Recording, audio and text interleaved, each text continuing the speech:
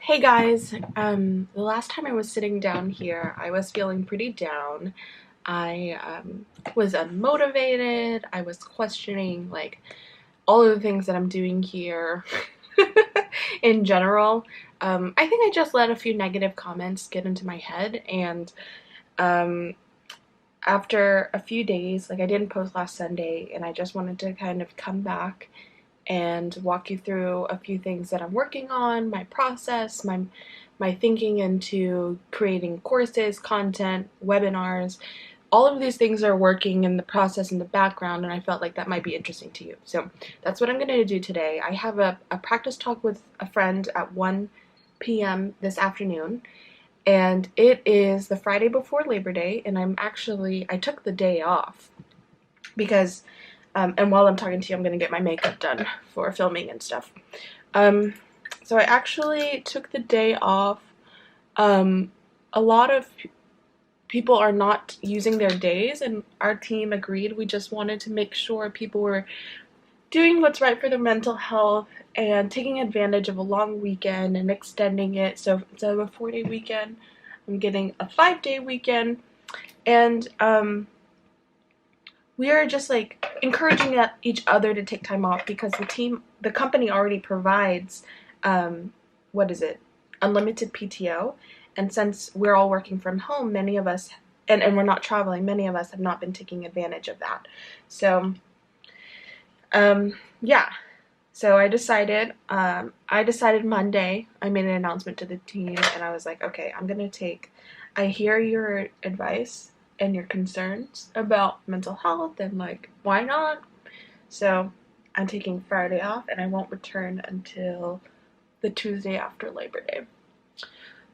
That said, your girl still can't take a break. Today, since Horton, he is still working, felt like it would be a really great day for me to film, reset, get my personal projects in order, and like tackle Sorry, I think I just ran out of memory space, so I deleted a couple old things. I was getting nervous about deleting footage, but there you go. So, I was saying that I have a day off, but I'm taking it as like a personal admin day. I know like Michelle B is a big fan of admin days, and I want to do that to kind of reset and get things in a better position. It's fresh months, still early in the month of September, so I just want to take some time and do that, especially while I have the house to myself. I really do like, I love having a quarantine partner, but I'm happier that my husband is out of the house, so I don't know, it just feels nice to kind of be able to film and choose my schedule and have some space. And I think it's been better for us too. The only thing that's hard is our sleep schedule is off. He will wake up at I don't know, like 5:30.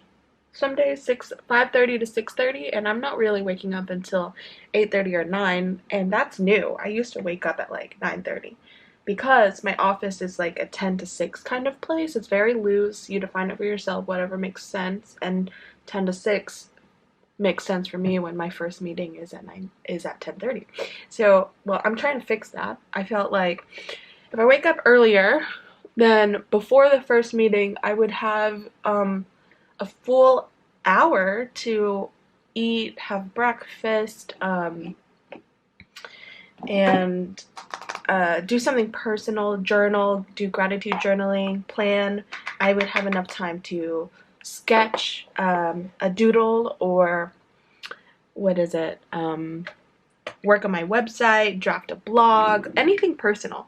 And I used to try to do that in the evenings, but it was like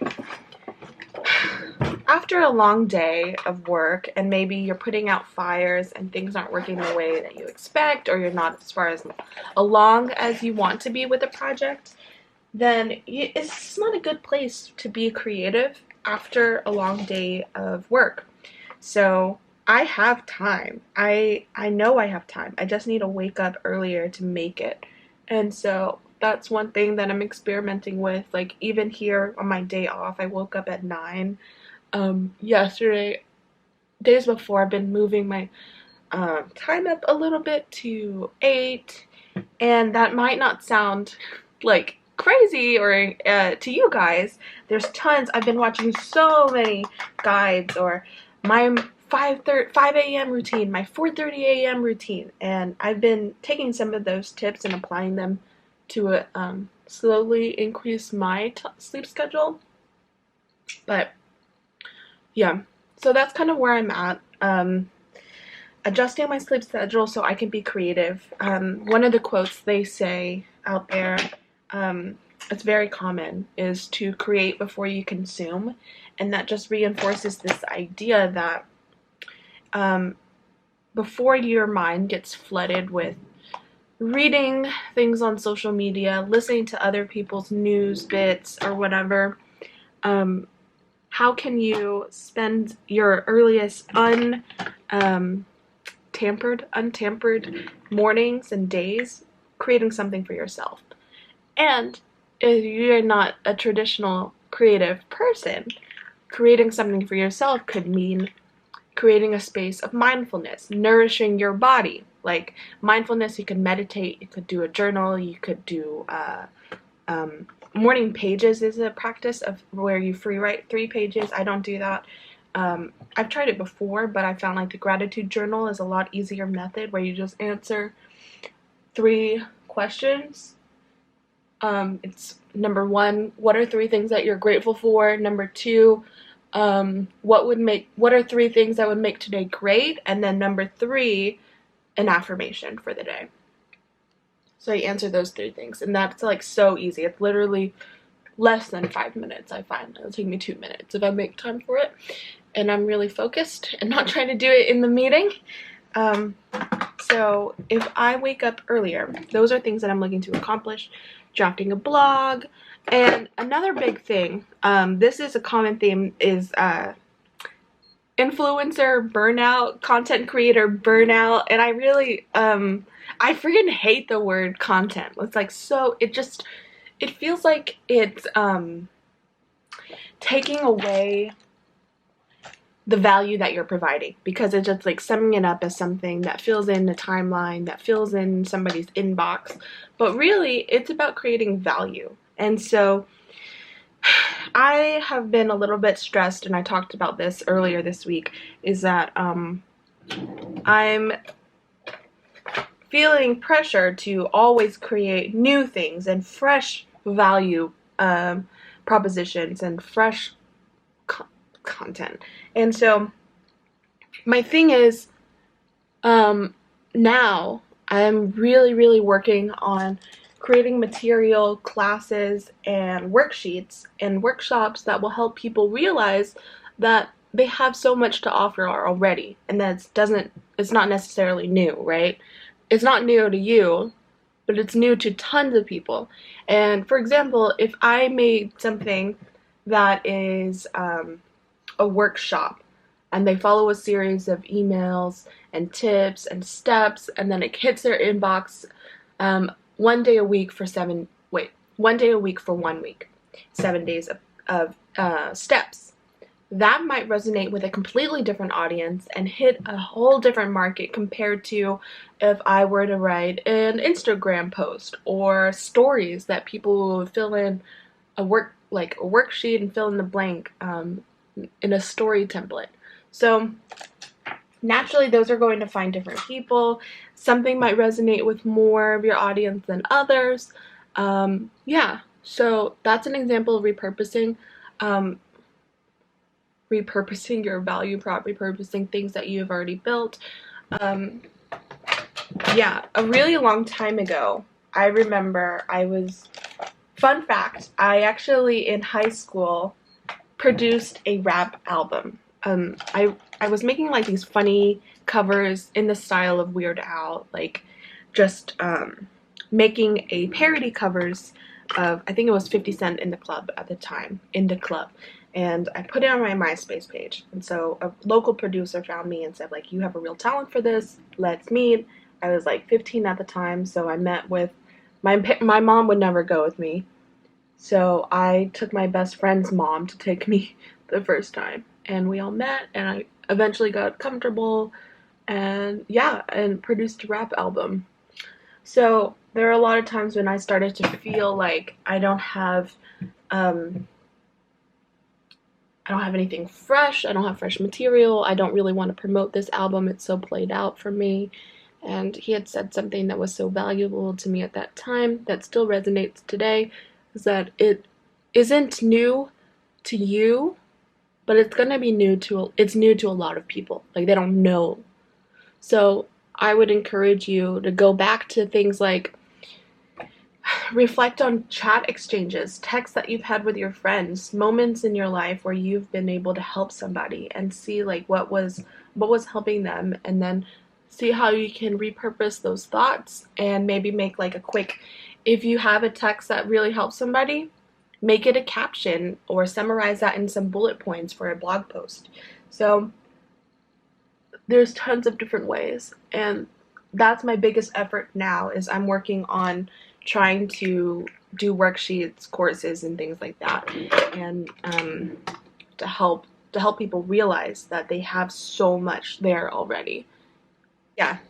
But it's fine. Like, literally, everything is so meta right now. When I am preparing for this talk and I'm starting to write out the script, every script that I write for each page, some of those can be repurposed for a blog post, or for Instagram, or for a TikTok list where you go da, da, da, and then you put like the items there.